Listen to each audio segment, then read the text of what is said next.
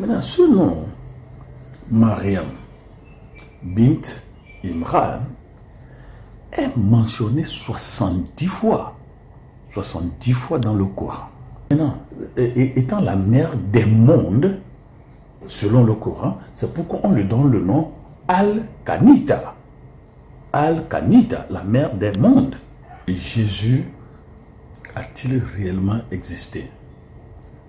Bon, lorsque les gens disent Jésus c'est une invention, c'est une création de l'Europe, de la colonisation, de l'esclavage, bon, ils oublient, ou les chrétiens pensent qu'ils sont les seuls attaqués.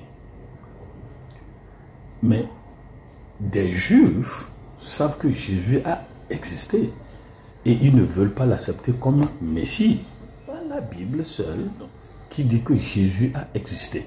Le Coran.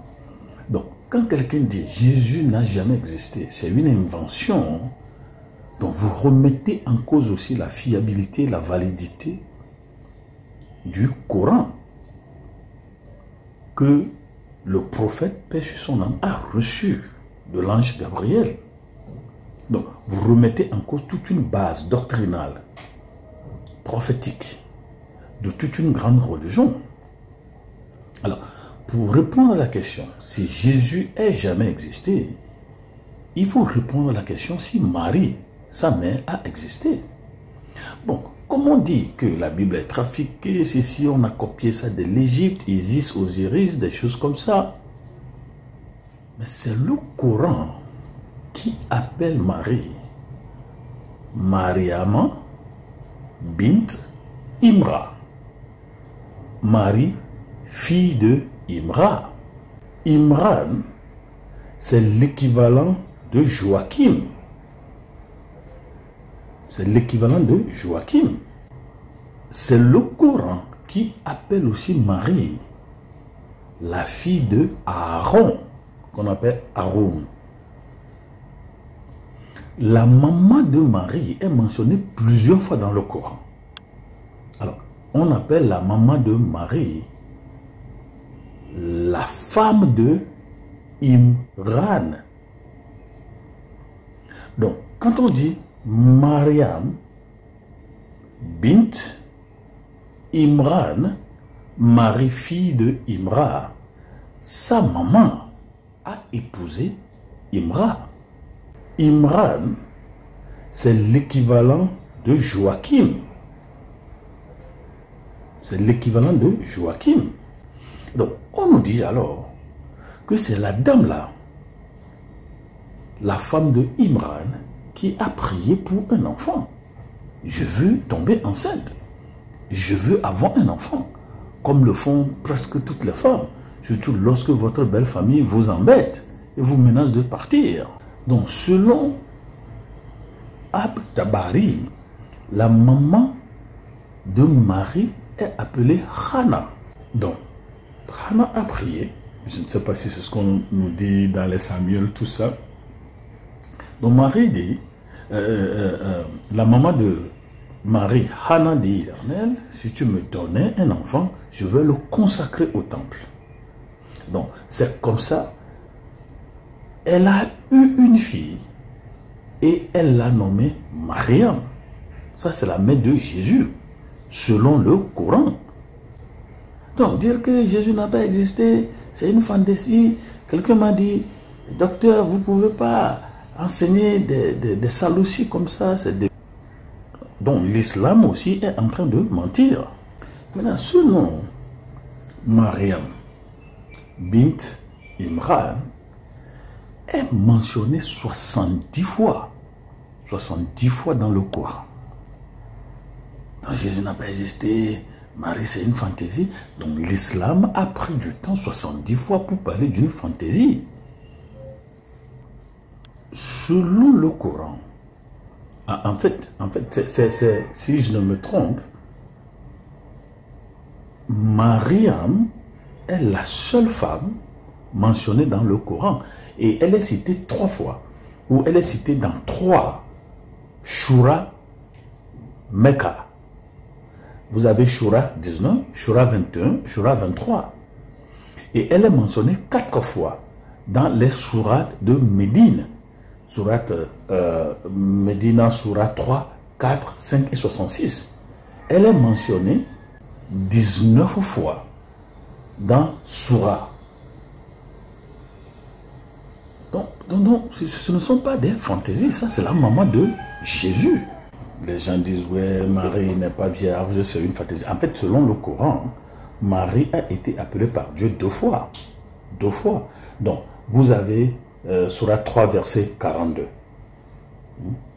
Et la première sélection, tout ça, vous voyez les gens, quand vous dites Jésus n'a pas existé, en fait, ça ne fait pas du mal au christianisme. Mais vous prouvez que vous-même, vous ne faites pas des recherches. Alors, et le judaïsme, et le christianisme, et l'islam ne peuvent pas se tromper sur l'existence de Jésus.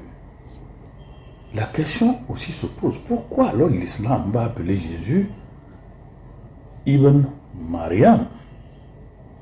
Dans la tradition là, on ne désignait pas les enfants par le nom de leur maman. Et c'est ce qui prouve d'ailleurs que Jésus n'a pas eu un père naturel, n'a pas eu un père biologique. Et Jésus n'était pas un enfant, comment on dit ça, bâtard. S'il était un enfant bâtard, on aurait dit Jésus, fils bâtard, un enfant bâtard. On a dit Ibn Mariam. Son père est où? Il dit, je viens du ciel. C'est ce que Jésus a dit. Marie n'était qu'un réceptacle, n'était qu'un laboratoire. Donc, traditionnellement, nous allons parler de grossesse spirituelle. Donc, vous êtes une couveuse dans laquelle l'esprit dépose son germe. Il va grandir, se servir de l'ambiance, de l'environnement bio, sociologique. Vous allez grandir dans ça. Mais la semence est spirituelle. Maouvi, la même chose qu'on fait pour les vaudouvi, la même chose qu'on fait pour les mamivi. Donc, l'esprit là a déposé sa semence en une dame. Et l'enfant qui sort est la fille ou le fils de l'esprit.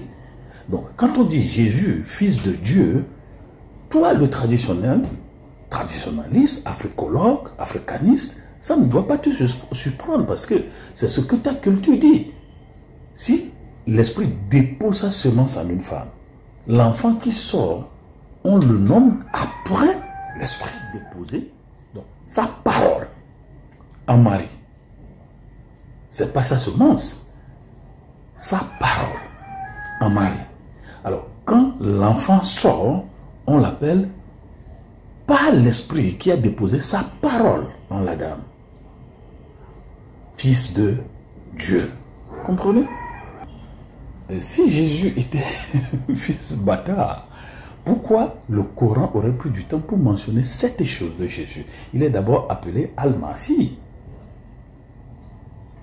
C'est ce que nous nous appelons Messie. Donc, il est appelé Ruh, c'est-à-dire esprit qui vient de Dieu. Vous allez Coran 21, 91. Abdullah et Moubarak, le béni serviteur de Dieu. Moi, je ne veux pas utiliser le nom Allah pour des raisons personnelles.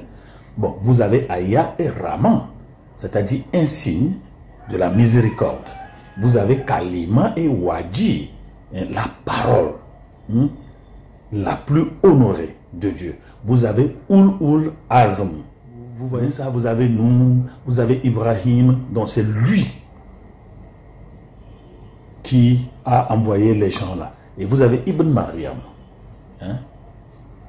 Donc, le Coran confirme que Jésus n'a pas de père. Ibn Mariam. Et la semence de Dieu, c'est la parole qu'il a déposée en Marie pour avoir son fils. Donc, Jésus n'est pas Walid Allah. C'est-à-dire, Jésus n'est pas le fils biologique de Dieu. Dieu n'a jamais eu de relation sexuelle, relation amoureuse, relation intime ou le coït. Mais on l'appelle Ibn Allah. C'est un titre et non un nom.